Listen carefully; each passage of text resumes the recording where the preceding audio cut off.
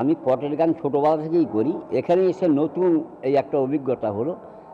এই এক্সিবিশন যে আমরা করলাম সবাই মিলে, তার মধ্যে একটা গান রচনা করেছি, খ্যাপা মন মনে রে আমার কলকাতায় চোনা, খ্যাপা মন মনে রে আমার কলকাতায় চোনা, ও তুই সেথায় যাবি দেখতে পাবি ওরে ও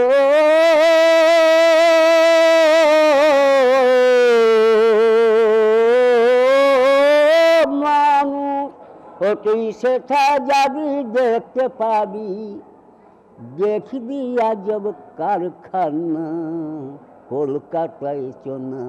পটের উপর ছবি এঁকে পটশিল্পীরা মূলত গান গেয়ে গেয়ে পটকথা দর্শককে শোনান। এবারে সেই শিল্পীরা অন্যান্য মাধ্যমের ওপরও ছবি এঁকে গান গাইলেন। আর এ নিয়ে প্রথমে একটি ওয়ার্কশপ করা হলো।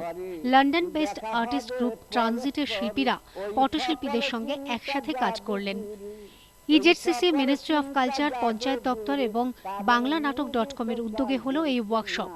এটা একটা অপরচুনিটি এলো যেখানে আমাদের এই ইউকে থেকে যারা এসেছে, লন্ডন থেকে, এরা হচ্ছে performers, painters, site installation people, photography, video photography.